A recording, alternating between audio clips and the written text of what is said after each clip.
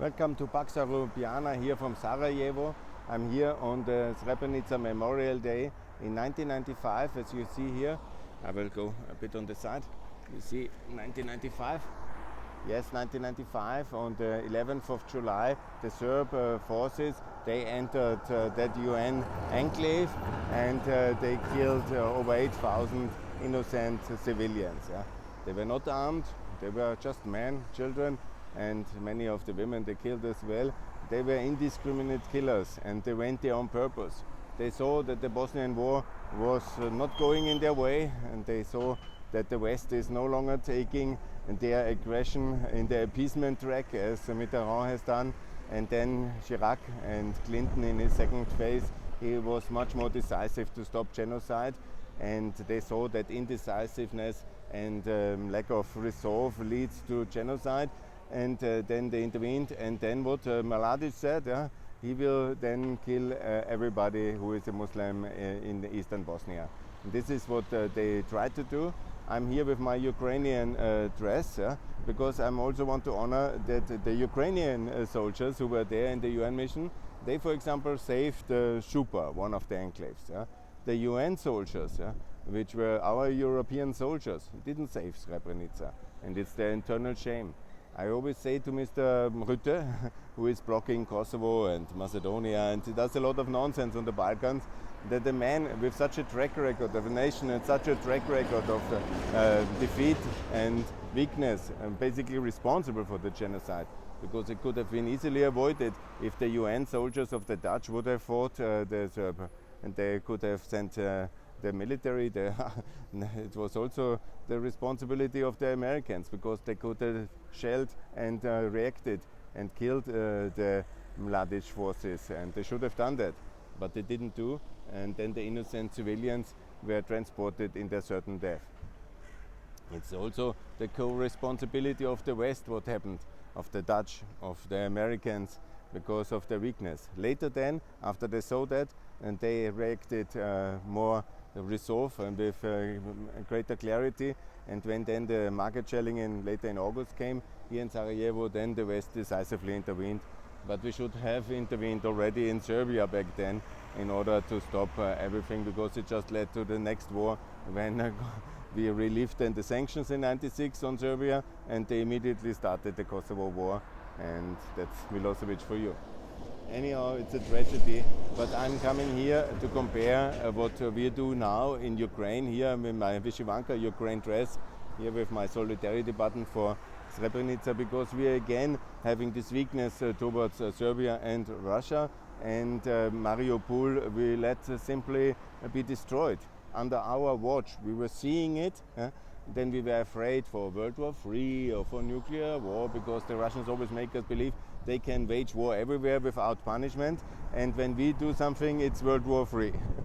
So they think they own Mariupol to destroy it, and they did it, and we watched. It's our eternal shame. It's our Srebrenica 2022. It's Mariupol, it's the Srebrenica, the symbol of the lack of resolve of the West to intervene, because we could have stopped Srebrenica, we could have stopped Mariupol, simply by telling the Serbs back then and the Russians back then, you will face the consequences in full brutality if you start genocide. And we knew already, they had 3 years besieged this city here. Hello, it was not a surprise what they did in Srebrenica, because they were already shelling this city. They were committing massive atrocities here in Gorazde, in Shupa, in many of the places. They had Omarska concentration camp, and so on and so on. So nobody can say Srebrenica came as a surprise. Also, nobody can say Mariupol came as a surprise. I warned that Mariupol is in immediate danger. I went to Mariupol in February this year, 2022. I called the EU to come. I published my calls. I wrote all the tweets. They didn't come. They didn't defend it. Then it was the new Srebrenica over there at the Black Sea. And this is all Western weakness. And now we have this war already. We had 3 years of Bosnian war. We will have minimum 3 years of Ukraine war. Actually, we have since 2008. And now we are going to a long, intensive war, because simply we are not ready to help Ukraine enough. And we have not been able to help the Bosnian Croatians enough. When we did it and the Washington Agreement, and then massive help came and massive weapons, then the war unfortunately was not immediately stopped because we didn't also intervene. When we intervened in August, end of August, within 1 month the war was stopped and the Dayton Agreement was reality, and it was actually saving the Serbian side, yeah, unfairly, yeah, because the Americans said, no, we make this 50-50 or 49-51 deal. And the same is now in Ukraine. We say we help, but in reality we don't help enough, and we do the Americans more, the most Europeans just little, and then the reality is we are prolonging the war by the lack of intensive intervention. We could have from the beginning intervened west of the Dnieper, and we could have had a no-fly zone and massive military and fiscal and industrial efforts to protect and arm Ukraine, and then Russia would have not continued. And they wouldn't have definitely not got Mariupol. And now we have to take Mariupol back. Kherson and Zaporizhzhia must be liberated. And then one day we will have a Mariupol 2022 ceremony in Mariupol. And I will make the same video, but now I will just make the case. Yeah, it's very logic parallel here between Bosnia and Ukraine. It's always this weakness of the West, this appeasement, this lack of resolve against aggression. It takes a long time until we mobilize, and then we intervene not really significantly enough until more and more atrocities come. And then when the tipping point of an event like Srebrenica and the Magnet shelling come, then we start to intervene, but we lose a lot of time and a lot of blood and a lot of people in the meantime. I don't know why we're not learning, and that we contain Russia more effectively from the start.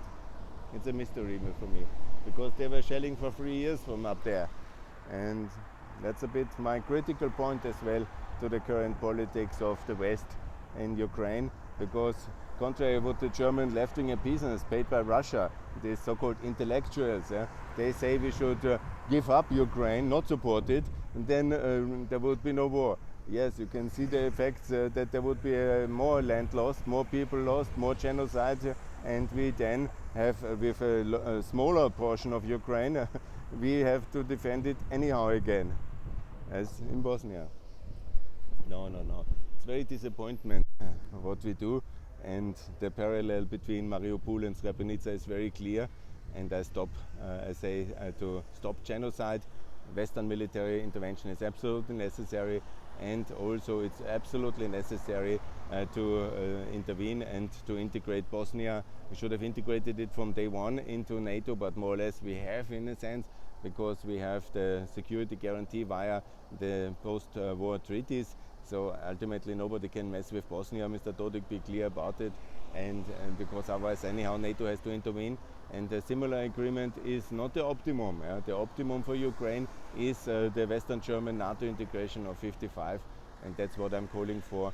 That will be my campaign of the summer, because it's the only way to stop a Russian genocide and in Ukraine, and it's the only way to stop the war is Western military intervention and Ukraine's NATO integration.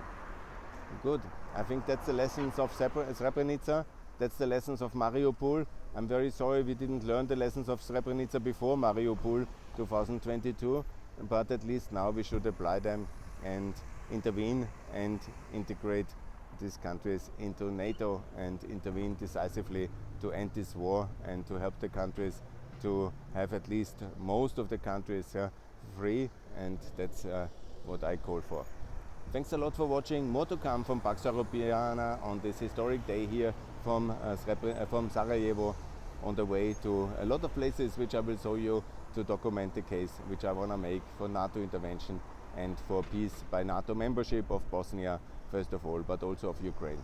And stop genocide wherever it is early, before it occurs first, because so many good people lost, so many Europeans lost, so much damage in blood, life and treasure, only for bad European foreign policy of appeasement. Bye from Sarajevo, a future NATO and EU capital. Bye.